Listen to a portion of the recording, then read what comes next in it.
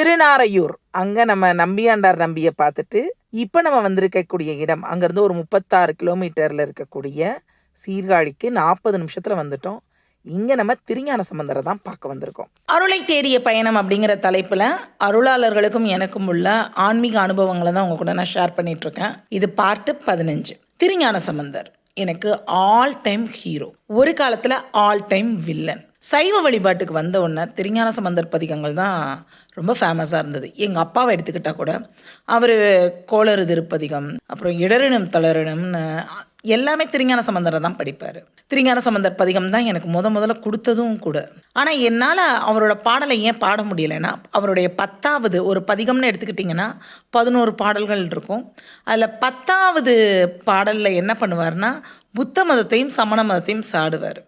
என்னால் அதை ஏற்றுக்கவே முடியலை. ஏன்னா ஆரம்ப காலகட்டத்தில் சைவத்துக்குள்ளே வரும்பொழுது ரொம்ப கஷ்டமாக இருந்தது.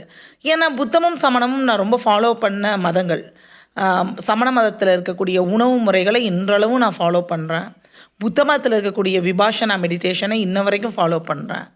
அடிக்கடி போன ஜென்மத்தில் எனக்கும் சமணத்துக்கும் பயங்கர தொடர்பு இருக்குன்னுலாம் சொல்லக்கூடிய ஒரு கேரக்டர் நான். ஸோ அப்படியெல்லாம் இருக்கும் பொழுது இவருடைய பாடல்கள் இப்படி இருந்ததுனால என்னால் ஏற்றுக்கவே முடியல, ஜீரணிக்கவே முடியலை. அதனால் என்ன பண்ணுவேனாக்கா, திருஞான சம்பந்தர் பதிகங்களை விட்டுட்டு மற்ற எல்லாருடைய பாடல்களையும் பாட ஆரம்பித்தேன். நாளடைவில் அந்த 10வது பாட்டை மட்டும் ஸ்கிப் பண்ணிவிட்டு மற்ற எல்லா பாட்டையும் பாட ஆரம்பித்தேன். ஏன்னா அவருடைய தமிழ் ரொம்ப நல்லாயிருக்கும், எளிமையாக இருக்கும். அவர் பாட்டை நம்ம படித்தோம்னாலே அந்த காலத்துக்கே போயிடலாம், அவ்வளோ அழகாக வர்ணிப்பார். அவருடைய தமிழுக்கு நான் என்றைக்குமே ஒரு பெரிய அடிமை. ஆனாலும் அவருக்கு எனக்கும் உள்ள ஒரு பிணக்கத்தை, முரணை நீக்கியது யார் அப்படின்னு பார்த்தீங்கன்னா, எங்கள் ஐயா வள்ளலார் தான். அவர் 4ஆம் திருமுறையில் திருஞான சம்பந்தரை பற்றி ஆளுடைய பிள்ளையாருங்கிற தலைப்பில் பயங்கரமாக பாடல் எழுதியிருப்பார். அந்த பாடலை படித்தோன்னே ரொம்ப இம்ப்ரெஸ் ஆகிட்டேன்.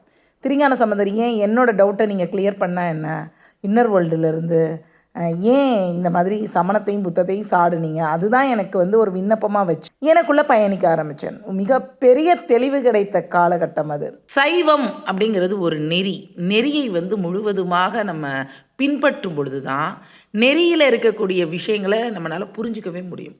அந்த மாதிரி தான் திருஞான சம்பந்தருடைய கருத்துக்களை உள்ளே போக ஆரம்பித்தது. அவர்கிட்ட நான் விண்ணப்பித்ததுக்கப்புறம் அவர் எதனால் இப்படி சொல்லியிருப்பார் அப்படிங்கிற ஒரு புரிதலுக்கு போனேன். அந்த புரிதல் என்ன, புத்தமும் சமணமும் எதை போதித்தது, எதை அவர் சாடினார் அப்படிங்கிற ஒரு விளக்கம் கிடைத்த உடனே திருஞான சம்பந்தர் எனக்கு ஆல் டைம் ஹீரோவாயிட்டார்.